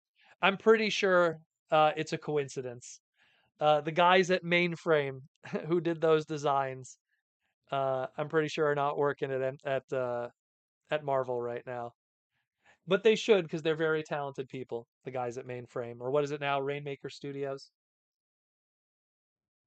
ended up making Barbie movies for 10 years and put us all in purgatory. J.R. Mina wants to know, Proto, David and I were talking about binge watching Power Rangers and Super Sentai. What's your favorite Power Ranger and what's your favorite Super Sentai series? I have both. Yeah, I have very strong opinions on that because I have a pretty big Power Ranger collection. My favorite Power Ranger series, I'd have to go with Mighty Morphin, but I really like Zeo a lot. I love Power Ranger Zeo. Probably my favorite Ranger is the Gold Ranger, which is Jason. Um, I really like the Gold Ranger. I love Pyramidas. I have Pyramidas. He's huge. Pyramidas is like the Fortress Maximus of Transformer collectors for Power Rangers. I love the Gold Ranger. I love his theme song. Go, Gold Ranger, quick as lightning, strong as steel. Watch out, Rangers, he's for real. You know when lightning strikes, it's Gold Ranger. So Power Rangers for sure. I actually love Turbo. I love Power Rangers Turbo. I'm a minority on that, maybe because I love cars, and when Power Rangers started going to cars, I was like, hey, that's awesome. Super Sentai, completely different answers. I absolutely love Deca Ranger, and my favorite Super Sentai Ranger is Deca Break, Tetsu. Love Deca Ranger, love Deca Break, Deca Break from Deca Ranger. Toku Sentai Deca Ranger. I think it's the best Power Ranger Sentai series ever made. It was written by Ultraman writers. So it had a very different kind of writing style. And to this day, it is the only Sentai series to win the Science Fiction Award in Japan because of its writing. It's that good a series. And I stand by it. I remember when I watched Deca Ranger, I was just like, wow, this is really good. Why is it so good? And then when I read up on the writers, I was like, oh, it's all the guys that work on Ultraman. So there's more of an episodic sci-fi, you know, CSI elements to it. Like there's crime solving and with a little bit of a sci-fi element. It's a really good series that just happens to also be a Sentai series. I like that the Red Ranger isn't the leader. The numbers work backwards. So he's number one. That's the lowest rank. Number two, three, four, five, which is Pink. She's the field commander. And then six, which is Deca Break. He's like the elite members. And then you have like Doggy Kruger and Swan. I love I could talk forever about uh Deca Ranger because it's such a good Power Ranger, well, not Power Ranger, Sentai series. And every single Deca Break piece of merchandise, or Omega Ranger, as he was called in America, I have all of that. I have like a. You think these displays are crazy? Check out upstairs. You can see my Deca Break display. All the Deca Ranger. I have the 12-inch dolls from Japan and everything. Love those. That's a shout out to my buddy Hydra who hooked me up with all that stuff.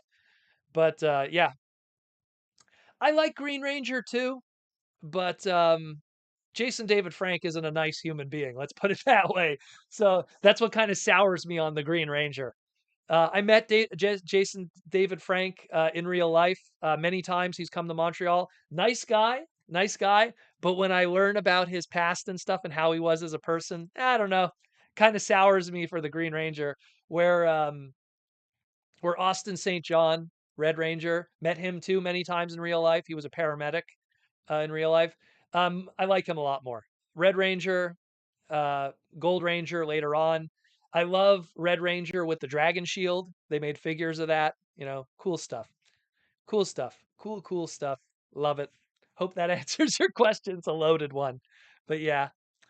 Um, Not to mention Deca Ranger's opening was rocking. Oh yeah.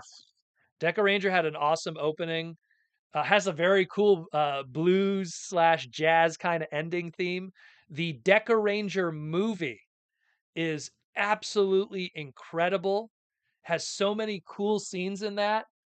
Oh my god, like it is, in my opinion, it is the best. It's just my opinion, but it's the best Sentai series.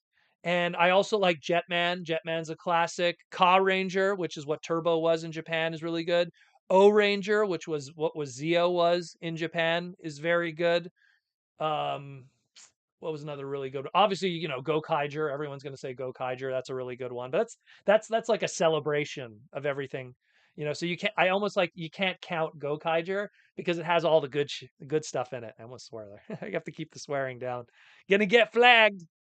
But yeah, it's good stuff. Good stuff. Sorry for anyone who's not into Power Rangers, but when I love that too.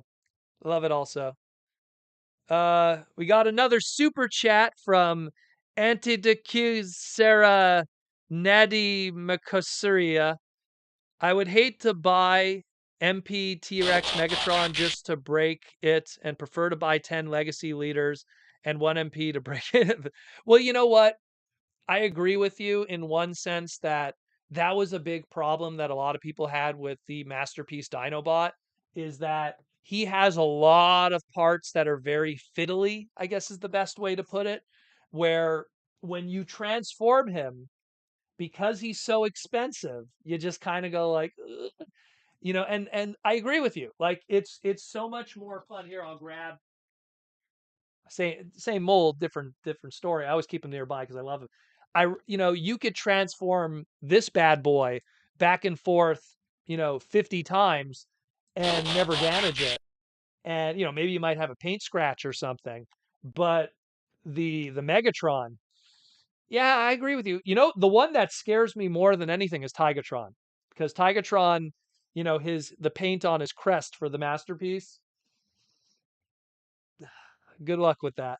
You know, good luck with that. Let me tell you. Good luck with that. God, I love that. The T Rex repaint. Love that one.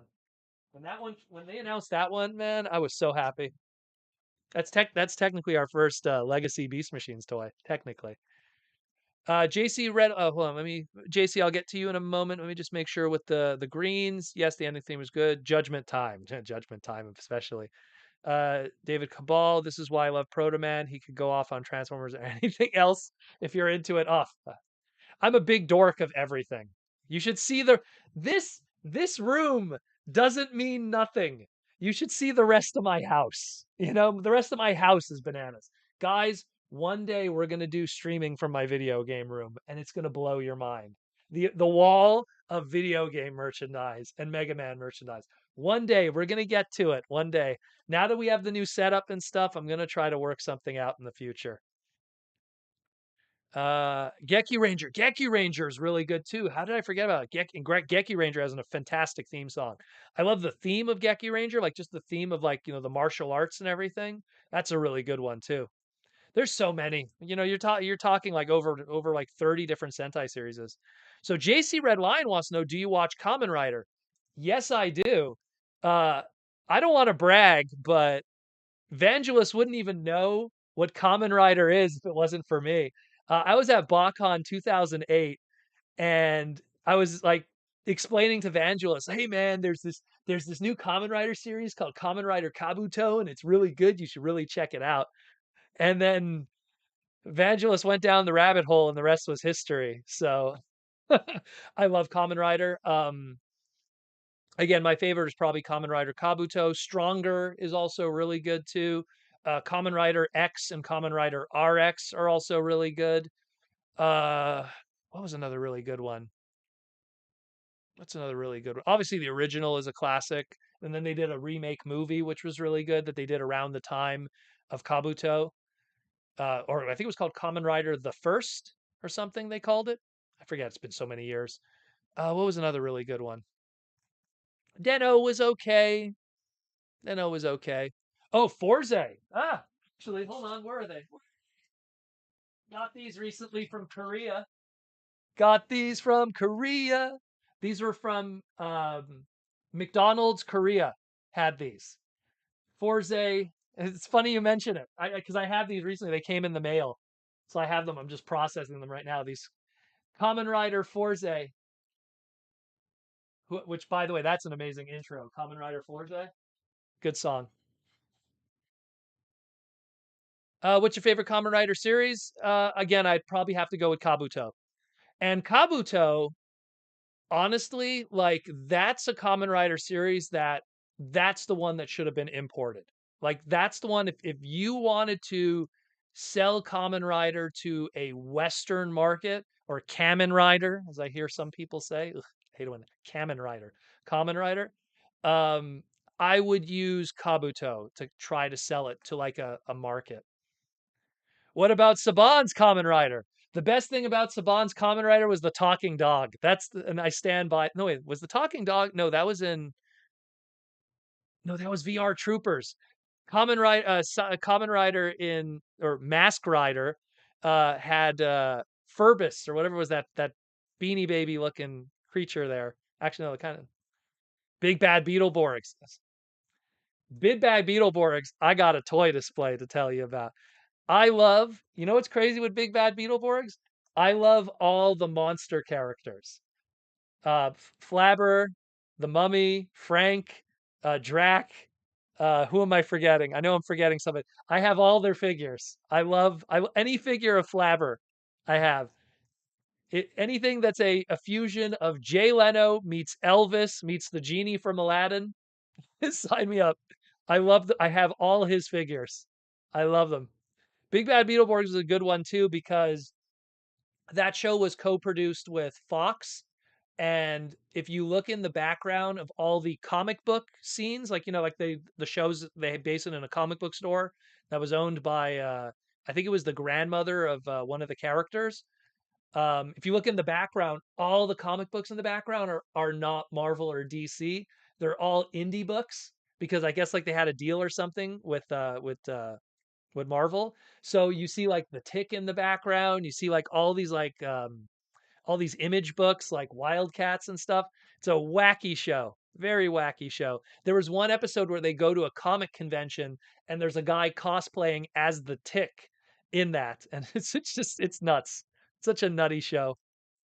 Three typical average kids. I forget how the theme song went. Three typical average kids. They went into a haunted mansion just by chance, free to go to make them Beetleborgs. Beetleborgs, big bad Beetleborgs. Love it. Love it. All of those shows. I like you have to understand, like my father, who's French, um, he grew up on stuff like Ultraman and Ultra 7. And I was introduced to tokusatsu. I was introduced to it at a very young age. Like, God, how old was I? It had to be 1990. Like, we're talking like 3 years before Power Rangers came out here in America, and it was Ultraman Towards the Future, Ultraman, Ultraman 7, Godzilla movies, like Rodan, Gamera. Like I love that stuff so much. I love that stuff. So when all that stuff was brought over here, like when Haim Saban created that tokusatsu boom where everyone was bringing over stuff, I was all over that. Superhuman Samurai Cyber Squad. I was like, oh man, give me it all. Give me it all. Here we go. J.R. Mina. How about teenage alien fighters from Beverly Hills? It's terrible. I watched it and it's terrible. What I hate about it is it's so clear that they hired stunt actors to kind of be in the masks and stuff that it's just, and it's a talking gooey brain as your Zordon character. I don't know. It took the low budget high school drama of Superhuman Samurai Cyber Squad, which it's like, like you have like the one kind of just mm, like high school gymnasium or high school cafeteria kind of setting and cheesy acting, but then Superhuman Samurai Cyber Squad at least had all that tokusatsu footage from Gridman, so it made up for it. But uh, tattooed alien fighters from Beverly Hills didn't have. They had American tokusatsu, which was just not good. Not good. And tokusatsu almost led us getting Saint Seiya being ported over as a live action tokusatsu. Look for that footage online. It is very weird. It is very weird. JR Mina here in the Philippines, we had Ultraman, Bioman, Masked Man, Kamen Rider Black before Power Rangers. Yeah, man. Look, a lot of, here in America, specifically in Canada, we have a Tagalog channel. And the Tagalog, I apologize, JR, if I'm mispronouncing it. Tagalog. Um, we had a channel. And what's crazy is like maybe you could explain this to me, JR Mina. 50% of the time they're speaking Filipino or Tagalog, 50% of the time they're speaking English. And so many times, like I saw all my Super Robot shows as a kid in on Filipino channels because it would be Dimos, but it would be Dimos in English, but it's clearly Filipino voice actors speaking English. So, it was very weird. But I grew up on all of that. Like I would not have my love for Dimos today if it wasn't for those Filipino channels that we had in Canada. Maybe because we have a huge Filipino community in the east coast of Canada. I don't know. But it's just like we had that channel. It was channel 53, if I remember correctly, as a kid. And they used to have all kinds of cartoons and stuff. They didn't have any tokusatsu, though, oddly enough. I think they had Ultra 7 at one point, but I could be misremembering it with TBS because TBS also had Ultra 7. I apologize for all the non-Transformer talk, but I mean, we're all fans of this stuff at the end of the day. We're all fans of this stuff. We all love this stuff. We all love this crazy. We got 6 minutes left too. Oh my goodness. Time flies when you're talking about giant stuff blowing up things. Mm-mm-mm. But yeah, one day we'll do a stream from some of the other rooms in the house. I want to because right now I'm redoing my game room and I want to get a new couch, and then we could have a new couch setting and everything, and then we could do video game streaming. We could do the stream from there. I want to improve the lighting too because I got some brand new shelving and it kind of darkened the room a bit because they're tall shelving and it was blocking the lighting.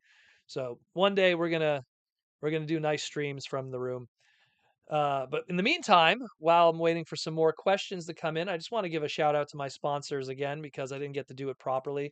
Because I'm wearing the Snake Eyes shirt, the cool Snake Eye shirt from Symbiote Studios. So again, and speaking of Power Rangers, this is their brand new plush, their Dragon Zord. So if you like Power Rangers, or as it was called in Sentai, Zyuranger or Jew Ranger, I don't know why the Z with the J's. You can pick up your Dragon Zord or the brand new GI Joe pins, or of course some of the other stuff. Get yourself a Green Ranger, get yourself a Red Ranger. I suggest the Red Ranger, or the Power Ranger pins of the helmets, or you could get yourself again a plush of Snake Eyes with Timber, and of course what I'm wearing today, the Snake Eyes shirt with Timber. Actually, let me show Timber over here. Look at Timber over here. Isn't he adorable? Look at him. You're almost gonna not feel bad when he eats your face off. But yeah, symbiotestudios.com. Check them out. They're one of our awesome Hasbro licensed sponsors of the podcast. I get a lot of sponsor offers for the podcast. I actually had to reject one today. It was a bootleg Lego company that was contacting me and going like, "Hey, could you like talk about our Lego on the stream?" And I was like, "It's not on brand, man. Like I want to I want to share stuff with people that is on brand, you know?" I like I like to I don't want to be a guy's like, check out NordVPN, man. Do you need to protect your I don't want to be that dude, you know? And it's cool if you want to do it. Hey, content creators, if you want to do it, that's cool. Get paid, bro. Get paid. Just not me. It's not me. I figure, like I want to have stuff that's on brand. Hasbro, Symbiote Studios, they're good enough for me. JR Mina says, yup, Dimos and Voltage V were 5 dubbed in English. Yeah, Voltage V, and there's another one too, JR Mina. There was Voltage V, it's called the Romance Trilogy. There's another one also. Voltage V, Dimos, but Dimos is my favorite. I love Dimos. What's the last one? Oh my goodness. Um, some of the tokusatsus were dubbed too. Okay, I see. The only tokusatsu or live action SF I could think of is Ultra 7, and even again, I'm not 100% sure if it was on that channel or TBS. So, and then you're asking what's for dinner? Um, I went to Costco today, bought a whole bunch of beef. I want to make steak. I'm going to be making steaks. Combatter V, thank you. That's the other one. Thank you, JC Red Lion. Also, thank you. That's part of the trilogy. How did I forget that? I love that one too. Hmm, too many things in this head. Not enough space. The brain is a hard drive, and I am running out of space. And one day I might hit format. But yeah, I'm gonna be having steak today, potatoes, because my potatoes are going bad, so I got to make potatoes. I bought a whole bunch of Chinese pork buns too that I got to get to. What else did I get? I want to make Rice Krispie squares. I've been procrastinating on that. I want to do that too. But we're gonna have steak, potatoes, and broccoli. That's gonna be tonight, and maybe tomorrow too. We'll see. And tomorrow we'll also have some Chinese seaweed. Also, did a huge food order today. It was a busy day for pro. I drove, guys, no joke. I drove 2 hours somewhere to do some toy business. Came 2 hours back. Swung by a Magic the Gathering event that was happening this weekend. Also was an anime convention, but I'm not doing the con scene thing right now, so I kind of skipped out on the anime convention.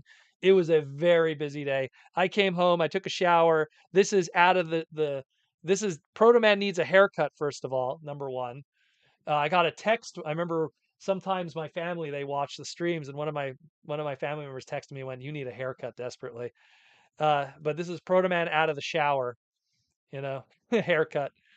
Paul M with the super chat. I bought Classic Heroes Team Optimus Prime. Not bad. Lots of details. Simple conversion. We'll have to check out the Megatron. Don't judge, bro. I got a huge Rescue Bots collection.